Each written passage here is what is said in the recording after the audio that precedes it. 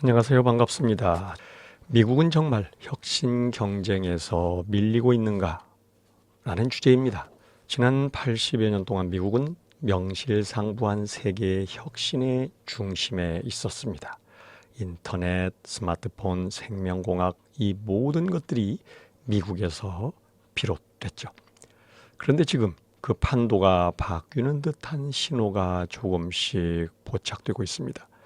특히 중국의 부상은 단순한 추격이 아니라 일부 분야에서는 이미 선도로 평가되고 있습니다. 오늘은 이 문제에 대해서 함께 이야기 나눠보도록 하겠습니다.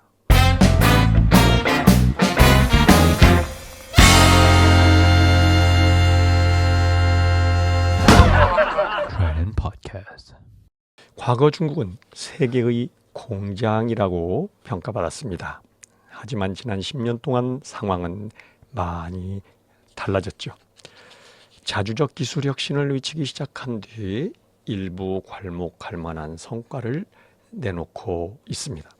전기차, 배터리, 5G 통신 장비, 휴머노이드 로봇, 차세대 원자력까지 중국은 첨단 산업 분야에서까지 경쟁력을 자랑하고 있습니다. 특히 전기차 산업은 대단합니다. 기술, 가격, 품질 모든 면에서 글로벌 수준에 도달했고 업계는 매우 충격적인 수준이다라고 말하고 있습니다. 반도체에서도 흥미로운 변화가 나타나고 있습니다. 최첨단 칩에서는 여전히 한계를 보이고 있지만 자동차와 전자제품에 쓰이는 범용 칩 생산에서는 세계 최대 규모를 이미 확보했습니다. 이러한 변화의 배경에는 중국의 국가 총력 혁신 시스템이 있습니다. 2015년에 시작된 중국 제조 20 이후 중국은 핵심 산업에 대한 막대한 자원을 집중 투자해 왔습니다. 미국의 의회 보고서조차도 중국이 역사적으로 유례없는 국가 주도 제조 기반을 구축했고 미래 산업에서 선도자가 될 가능성도 있다고 평가하고 있을 정도입니다. 미국 혁신의 핵심은 단순한 기업이 아닙니다. 바로 기초과학과 대학 간의 협력 시스템입니다. 제2차 세계대전 이후 형성된 정부 대학 협력 모델은 인터넷, 스마트폰, 생명공학 같은 새로운 산업의 혁신 토대로 작용했습니다. 실제로 2010년부터 2019년까지 승인된 신약의 대부분이 국립보건원 지원 연구와 관련이 있다는 사실을 이미 널리 알려져 있습니다.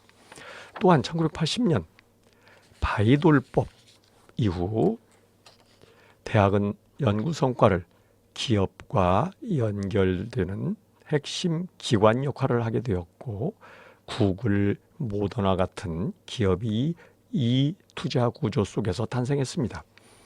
이 법은 정부 지원으로 수행한 특허권을 대학이나 연구기관이 보유하지만 이를 기업에 이전할 수 있도록 한 법입니다. 여전히 미국은 기초과학과 첨단 기술에서 막강한 역량을 자랑하는 게 사실입니다. 2023년 기준으로 약 780억 달러를 기초연구에 투자하고 있는 나라입니다. 하지만 문제는 추세입니다. 최근 약 14억 달러 규모의 연구 프로젝트가 중단 또는 지연되어 버렸고 연구비 배분에 정치적 색깔 요소가 개입될 가능성은 갈수록 커지고 대학과 정부 간의 갈등도 빈번하게 발생하고 있습니다. 이건 단순한 예산 문제가 아니라 혁신 시스템의 신뢰 문제입니다. 반면에 중국은 정반대의 길을 가고 있죠. 2013년에서 2023년 기초연구 투자가 약 4배 증가해서 현재 약 570억 달러 수준에 달아났습니다. 그리고 2026년 예산에서 이 분야 자금을 16.3% 증액하기로 했습니다.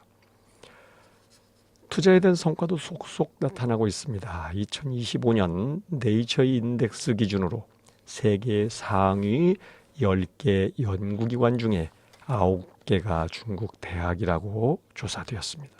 또한 74개 전략기술 중에서 66개 분야 중국이 선도적 연구 역량을 보유하고 있다는 조사도 나와 있습니다. 이건 더 이상 추격이 아닙니다. 일부 영역에서는 이미 우위를 형성하고 있다는 뜻이기도 합니다. 혁신의 본질은 결국 사람입니다. 미국은 장기간 전 세계 인재를 끌어들이는 블랙홀이었고 이에 힘입어 큰 성공을 거두기도 했습니다. 지난 20년간 과학, 공학 박사 학위의 약 38%가 외국인이었고 최근 25년 동안 노벨 과학상 수상자의 약 40%가 이민자였습니다. 10억 달러 이상 스타트업의 절반 이상이 이민자들이 창업한 것이었죠. 하지만 지금 이 구조가 크게 흔들리고 있습니다. 연구비가 축소되면서 대학원 정원이 감소하고 있습니다. 일부 명문대학은 박사과정 정원을 절반으로 축소해야 했습니다. 비자를 제한하면서 유학생 수도 감소하고 있습니다. 이건 단순한 숫자가 아니라 혁신의 미래 인프라가 흔들리고 있다는 뜻이기도 합니다. 중국은 인재에서도 빠르게 따라잡고 있습니다. 2022년 기준 중국의 이공계 박사 5만 3천 명을 배출했는데 미국은 4만 5천 명 미만만 배출했습니다. 또한 중요한 변화가 있습니다. 과거에는 유학생들이 미국에 많이 남았다면 지금은 중국으로 돌아가는 비율이 급증하고 있습니다. 중국은 인재를 유치하는 데 있어서 국적, 인종도 가리지 않고 있습니다. 글로벌 인재 흐름이 미국에서 중국으로 이동하고 있는 것입니다. 미국의 가장 큰 문제는 여기에서 드러나고 있습니다. 아직도 많은 기술은 여전히 미국에서 나오고 있지만 산업화는 중국에서 이루어지고 있습니다. 대표적인 사례를 보면 리튬 인산철 배터리, 태양광 패널, 빛을 이용한 거리 측정 기술, 라이다르 시스템 등등 이 모든 기술이 미국에서 개발이 되었으나 생산은 중국이 장악하고 있는 상황입니다. 이유는 명확합니다. 딥테크 투자 부족입니다. 딥테크는 초기 투자 규모가 크고 회수 기간이 길기 때문에 민간 자본들은 투자를 깊이 하는 분야입니다. 실제로 2024년 벤처 투자의 약 절반이 소프트웨어에 집중되었습니다. 중국은 이 문제를 다르게 접근합니다. 국가가 나서서 수백억 달러 규모의 펀드를 조성하고 20년 단위 장기 투자를 진행하는 것이죠. 이 자금이 이른바 인내심 있는 자본, 페이션트 캐피털이라고 합니다. 물론 중국에는 과잉 투자와 비효율 문제, 정치적 개입의 문제 등등 많은 부작용도 안고 있습니다. 중국은 과잉 투자와 비효율, 정치 개입이라는 여러 부작용도 안고 있는 나라입니다. 하지만 한 가지는 분명합니다. 규모와 지속성에서 중국은 미국보다 앞선다는 점입니다. 이제 처음 질문으로 돌아가겠습니다. 미국은 혁신 경쟁에서 밀리고 있는가? 정답은 단순하지 않습니다. 미국은 여전히 기초과학, 대학 역량, 창의성 면에서 강력한 나라입니다. 하지만 동시에 정책의 불안정성, 인재 유입 감소, 산업화의 약점이라는 구조적인 문제를 안고 있는데 아직 개선의 의지는 보이지 않습니다. 반면에 중국은 기초연구, 인재, 제조업, 상용화 이 모든 요소를 결합한 전방위 혁신 시스템을 구축하고 있고 인내심 있는 자금들이 여기에 투자되고 있다는 점이 다르죠. 만약 지금의 추세가 지속된다면 장래 미국이 혁신 주도권을 중국에 넘길 가능성도 전혀 없지는 않습니다.